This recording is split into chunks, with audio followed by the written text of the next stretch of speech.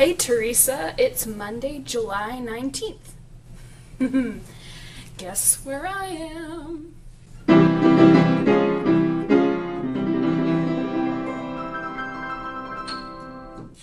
It's my choir room! So I'll begin by answering your prompt from last week, TV shows. I could actually probably live without cable because thanks to the advent of Hulu, I can get pretty much any show I want, when I want, and I don't have to worry about recording it because I know it'll be there the next day. Here's a rundown on all the shows that I subscribe to on Hulu.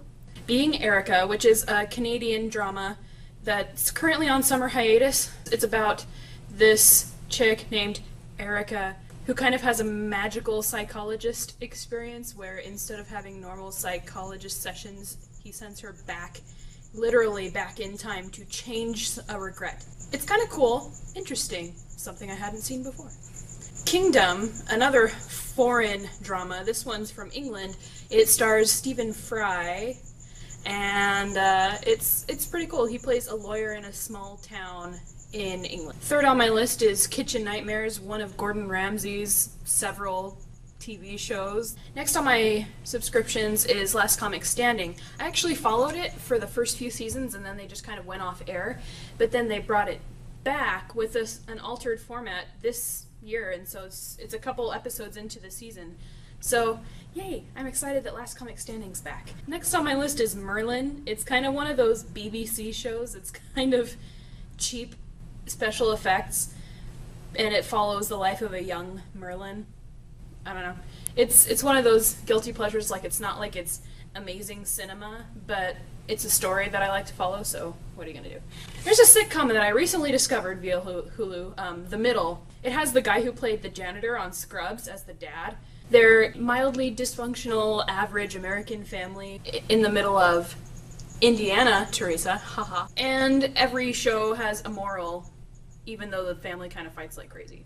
Another one that's only a summer show is Royal Pains on USA, and I'm a fan of Royal Pains.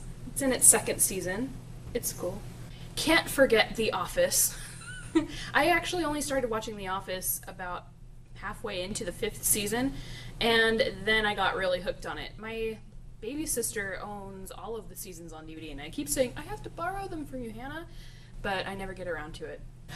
Oh, another one that I'm following this year that I don't normally follow is America's Got Talent because I actually know somebody who's in it.